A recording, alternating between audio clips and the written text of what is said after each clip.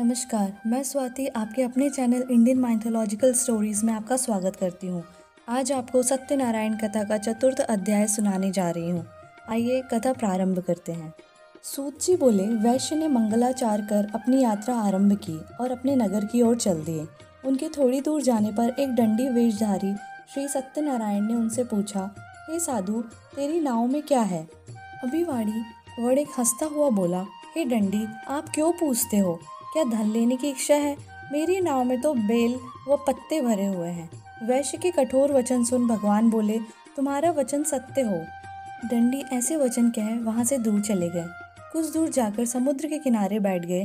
दंडी के जाने के बाद साधु वैश्य ने नित्य क्रिया के पश्चात नाव को ऊंची उठते देखकर अचंभा माना और नाव में बेल पत्ते आदि देख वह मूर्छित हो जमीन पर गिर पड़ा। मूर्छा खुलने पर वह अत्यंत शोक में डूब गया। तब उसका दामाद बोला कि आप शोक ना मनाएं, यह दंडी का शाप है, इसलिए हमें उनकी शरण में जाना चाहिए, तभी हमारी मनोकामना पूरी होगी। दामाद की बात सुनकर वह दंडी के पास पहुंचा और अत्यंत भक्तिभाव नमस्कार करके बोला, मैंने आपसे जो जो असत्य वचन कहे थे उनके लिए मुझे क्षमा कर दें। ऐसा कहकर महान शोकातुर हो रोने लगा।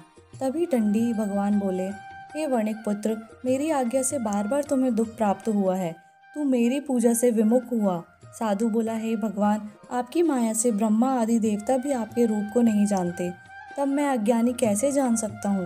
आप प्रसन्न होइए, मैं सामर्थ्य के अनुसार आपकी पूजा करूँगा, मेरी रक्षा करो और पहले के समान नौका में धन भर दो। तो वैश्य के भक्ति पूर्वक वचन सुनकर भगवान प्रसन्न हो गए और उसकी इच्छा अनुसार वरदान देकर अंतर्ध्यान हो गए। ससुर जमाई जब नाव पर आए तो नाव धन से भरी हुई थी। फिर वहीं अपने अन्य साथियों के साथ सत्यनारायण भगवान का पूजन कर अपने नगर को चल दिए। जब नगर के नज़दीक पहुँचे तो दूत को घर पर खबर करने के लिए भेज दिया। दूत साधु की पत्नी को प्रणाम कर कहता है कि मालिक अपने दामाद सहित नगर के निकट आ गए हैं। दूत की बात सुन साधु की पत्नी लीलावती ने बड़े हर्ष के साथ सत्यनारायण भगवान का पूजन कर अपनी पुत्री कलावती से कहा कि मैं अपने पति के दर्शन को जाती हूँ, तू कार्य पूर्ण कर शीघ्र आ जा। माता के ऐसे वचन सुन कलावती जल्दी में प्रसाद छोड़ अपने पति के पास चली गई।